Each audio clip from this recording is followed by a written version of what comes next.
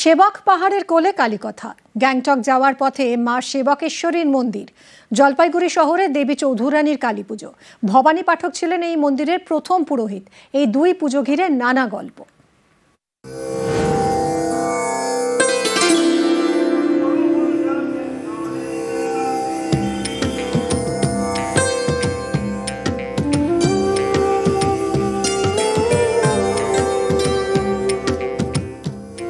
জলপাইগুড়ি শহরে 233 বছরের পুজো। করলা নদীর পাড়ে কালী মন্দির।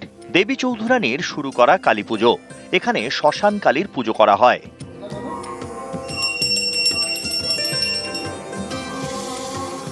কথিত আছে জলপাইগুড়ির এই গোশালা মোড়ে একসময় থাকতেন দেবী চৌধুরানী। তিনি এখানে মা কালীর সাধনা শুরু করেন। ভবানী পাঠক ছিলেন এই মন্দিরের প্রথম পুরোহিত। রুকরুকা হয়ে করলা হয়ে তিস্তা থেকে বজরায় যাতায়াত। এই বজরা এখানে 72 সালেও যে সমস্ত ইঞ্জিনিয়ারিং কলেজের ছাত্ররা ছিল তারা আই উইটনেস আছে।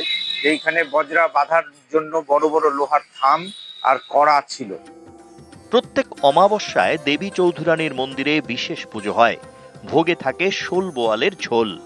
এই পুজোর কি প্রসাদী হিসাবে ব্যবহার করা হয়? আমিষ ভোগ। কি কি থাকে? শোল মাছ, বল মাছ। ভূপৃষ্ঠ থেকে 350 ফুট উঁচু 107টা সিঁড়ি পেরিয়ে মা সেবকেশ্বরী দর্শন। ইংরাজি 23 সাল থেকে পশু বলি যেটা ছিল পাঠা বলি, এটা বন্ধ হয়ে গেছে।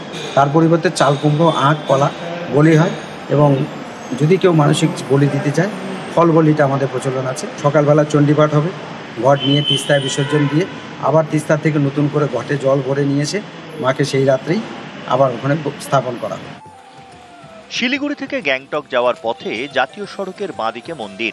এখানে 1952 সাল নাগাদ সেবকেশ্বরীর পুজো শুরু হয় এক কালী সাধকের হাত ধরে। মন্দির প্রতিষ্ঠা হয় পরে 1970 সাল নাগাদ। সেবক পাহাড়ের কোলে এই মন্দিরে সারা বছর ভক্তের আনাগোনা। মাঝে মাঝেই আসি আমরা, প্রত্যেক বছরে কিংবা বছরের থেকেও আরো ঘন ঘনই হয়। শিলিগুড়িতে যেহেতু বাড়ি, ওতে সুযোগ পেলে যে কোনো সময় চলে আসি। জলপাইগুড়ি থেকে শান্তনু কর এবং দার্জিলিং থেকে পার্থপ্রতিম সরকার, নিউজ 18 বাংলা।